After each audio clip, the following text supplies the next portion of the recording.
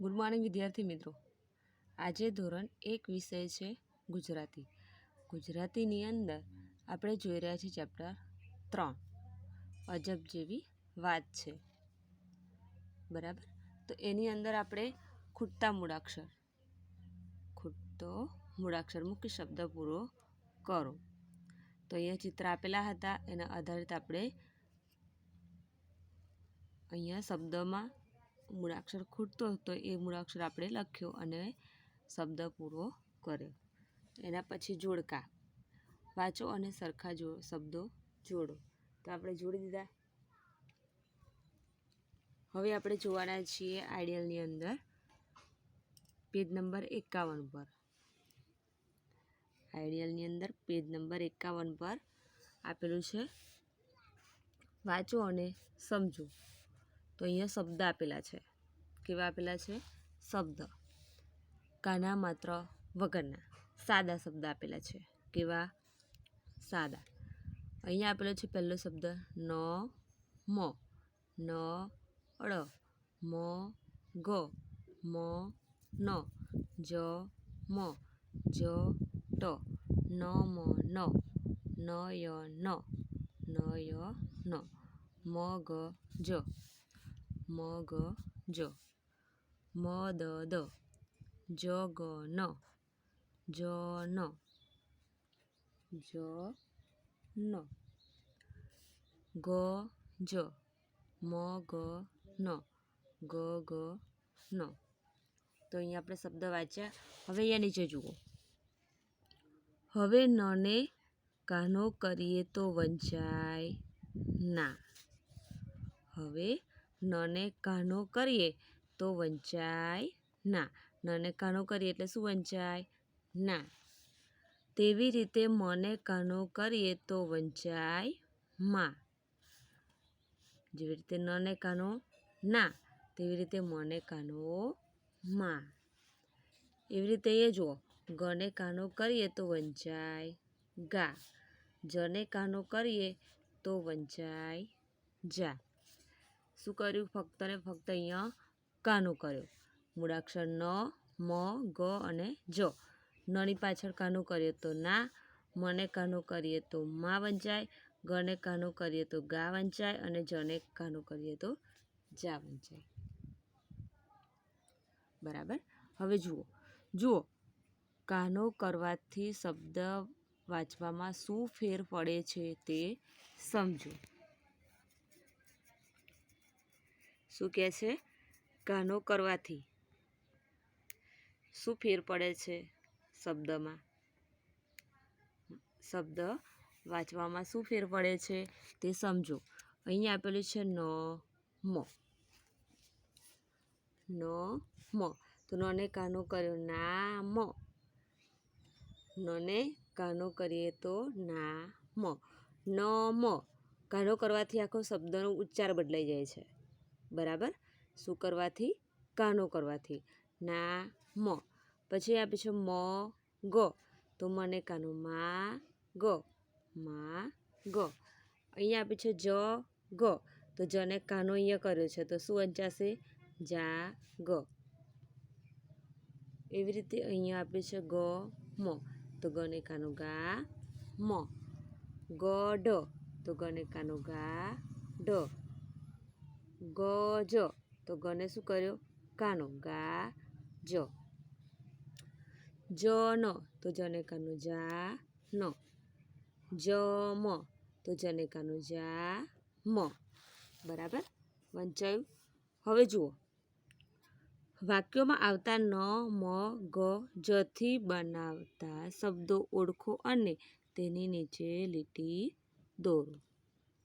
વાક્યોમાં આવતા ન, મ, ગ, જ થી બનતા શબ્દો ઓળખો અને નીચે લીટી દોરો।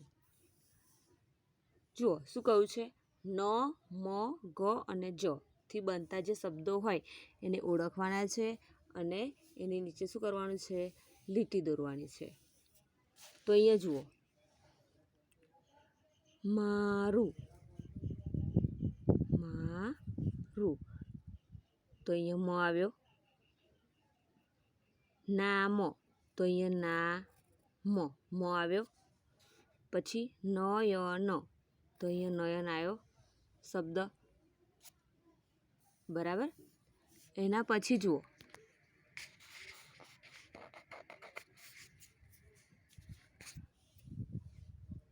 રાજકોટ તો જો આવ્યો અહીંયા. પછી રાજકોટ મારું ગામ તો મ આવ્યો ગામ. રાજાની જાન ન આવ્યો તો અહીંયા લીટી દોરીશું. ચકુ વહેલી જાગ ચકુ વહેલી જાગ તો અહીંયા ગ આવ્યો તો અહીંયા લીટી દોરીશું. એના પછી આપ્યું છે મનન તો અહીંયા ન આવ્યો, આપેલું છે ન. ગીત ગા વનમાં નાગ છે તો ન આવ્યો વન. નાગ ગ છે.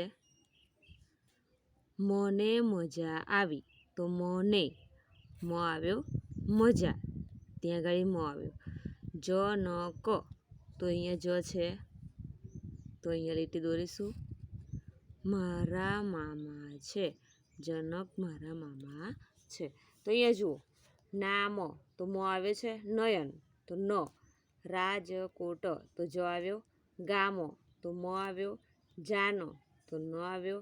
જાગ તો ગ આવ્યો. મનન અહીંયા ન આવ્યો. વન નાગ મને મજા જનક. બરાબર. તો અહીંયા ન મ ગ અને જથી બનતા જે શબ્દો ઓળખે આપણે એની નીચેને ઓળખીને આપણે એની નીચે લીટી દોરી. બરાબર. હવે આગળ જુઓ અહીંયા શું આપેલું છે. ઉદાહરણ પ્રમાણે ન મ ગ અને જને કાનો બનાવતા શબ્દો વાંચો અને લખો. તો અહીંયા જુઓ શું કરવાનું છે, વાંચવાનું છે. નામ નાગ ગાઢ માગ ગાજ જાગ નામ ગામ. તો અહીંયા લખવાનું આપણે કે ના મ પછી ના ગ. બરાબર. તો અહીંયા જુઓ આપણે શું કર્યું, શબ્દ અહીંયા લખવાના છે. તો આ તમારે વાંચી વાંચીને શબ્દ અહીંયા લખી દેવાના. બરાબર. એ હોમવર્કની અંદર કરી દેશો. હવે જુઓ અહીંયા આપે છે સ્વચ્છતા શરીરની અને આસપાસની. સ્વચ્છતા શરીરની અને આસપાસની. તો અહીંયા જુઓ શાની વાત કરવામાં આવી છે, સ્વચ્છતાની. તો સ્વચ્છ અને સુંદર બાળકો સૌને ગમે. સ્વચ્છ કપડાં પહેરીએ, હાથ પગ નાક નખ ચોખ્ખા રાખીએ, નિયમિત નખ કાપીએ, દરરોજ નાહીએ ધોઈએ, આપણે કચરો કચરા પેટીમાં જ નાખવો, જ્યાં ત્યાં ગંદકી કરવી નહીં, કોઈ ગંદકી કરે તો તેને ન કરવા સમજાવીએ. તો અહીંયા જુઓ આ ચિત્રમાં શું બતાવે છે, નાય છે, આ દરરોજે નખ કાપે છે અને આ કચરો કચરા પેટીમાં નાખે છે. અહીંયા જુઓ એક નીચે આપેલા પ્રશ્નોના જવાબ માટે સાચા વિકલ્પ પર સાચા નિશાની કરો. તમે દાંત કેવી રીતે સાફ કરો છો? ફક્ત પાણી વડે, ટૂથપેસ્ટ અને બ્રશ વડે, દાંતણ વડે કે કાંસકા વડે? તો ટૂથપેસ્ટ અને બ્રશ વડે. તો અહીંયા સાચા નિશાની કરીશું. એના પછી આપે છે આપણે ક્યારે ક્યારે હાથ ધોવા જોઈએ? બહાર રમીને આવીએ પછી, જમતા પહેલાં, ટોયલેટનો ઉપયોગ કર્યા પછી, કે આપેલ તમામ? તો આપેલ તમામ પછી. પછી ત્રીજો પ્રશ્ન વિકલ્પ આપેલો છે,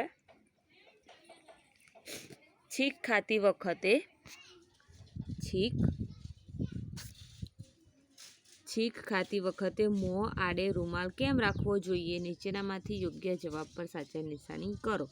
શરદીનો બીજાને ચેપ ન લાગે એટલે, છીંક ખાવાનો અવાજ ન આવે એટલે. તો શું આવશે?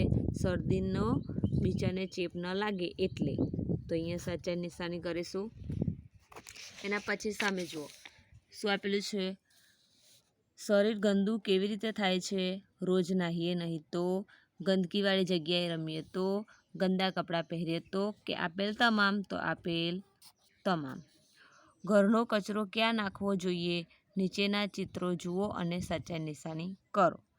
ક્યાં નાખવો જોઈએ? જુઓ અહીંયા બહાર ફેંકે છે, અહીંયાય બહાર ફેંકે છે અને અહીંયા કચરાપેટીમાં. તો ક્યાં નાખવો જોઈએ? કચરાપેટીમાં. પછી અહીંયા જુઓ, ઘર અને ગામને સ્વચ્છ રાખવા શું શું કરવું જોઈએ? ચિત્ર જુઓ અને સાચા લાગતા જવાબમાં સાચાની નિશાની કરો. તો સફાઈ કરવી જોઈએ. આ કચરો ગમે ત્યાં નાખે છે. પછી પાણી અહીંયા જોવા મળે છે. પછી ગટરનું પાણી, કચરો કચરાપેટીમાં જ નાખવો જોઈએ. બરાબર. પછી અહીંયા જુઓ, આપણે નખ કેમ કાપવા જોઈએ? આપણે નખ કેમ કાપવા જોઈએ? તો નખમાં કચરો ના ભરાય. નખમાં કચરો ન ભરાય તે માટે નખ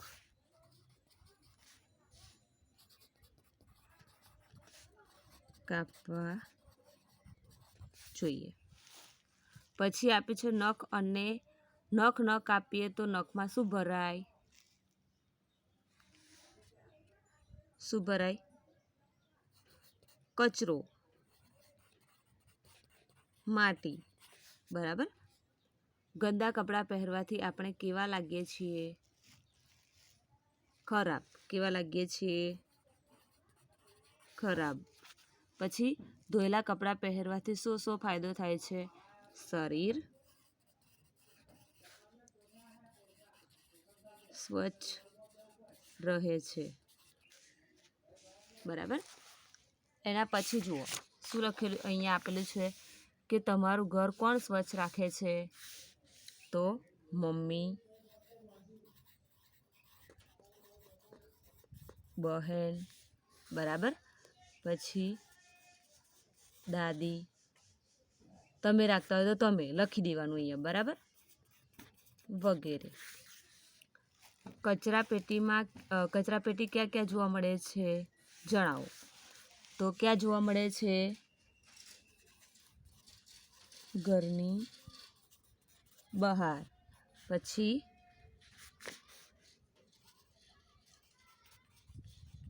સોસાયટીની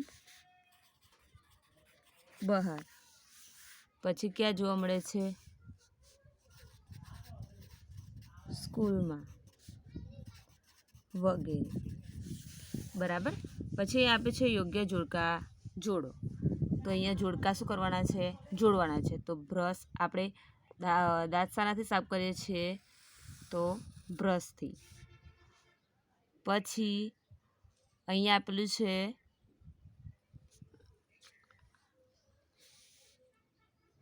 નાક. તો અહીંયા રૂમાલથી આપણે સાફ કરીએ છીએ. પછી અહીંયા આપણે છે સાબુ. તો હાથ ધોઈએ છીએ એનાથી. પછી નીલ કટરથી નખ કાપીએ છીએ. બરાબર. જોડી દીધું. અહીંયા જુઓ, નીચેની કવિતાની પંક્તિઓ શિક્ષકની મદદથી સાંભળો, વાંચો અને જોઈને લખો. ચોખ્ખું ઘરનું આંગણું, ચોખ્ખા ઘરનો ચોક, ચોખ્ખા ઘરનો ઓટલો, ચોખ્ખા મેળી કોક, ચોખ્ખા ઘર કપડાં થકી માણસ બહુ સોહાય, શરીર ચોખ્ખું રાખીએ રોગ કદી નવ થાય. બરાબર. તો અહીંયા શું ચોખ્ખું રાખવાનું કહ્યું છે? આંગણું, ચોક, ઘરનો ઓટલો, મેડી અને ગોક, ઘર, કપડાં, માણસ બહુ સોહાય, શરીર ચોખ્ખું રાખીએ તો રોગ કદી નવ થાય. તો આ તમારે જોઈને અહીંયા લખી દેવાનું છે. તો હોમવર્કની અંદર તમે લખી દેશો. બરાબર. તો અહીંયા આ જે આપેલું છે પંક્તિ, એ પંક્તિ વાંચીને તમારે લખવાની રહેશે. તો અહીંયા આપણું પ્રકરણ એટલે કે ચેપ્ટર 3 શું થાય છે? પૂર્ણ થાય છે. હવે આગળનું ચેપ્ટર 4 આપેલું છે એ આપણે આવતા લેક્ચરની અંદર જોઈશું. Thank you.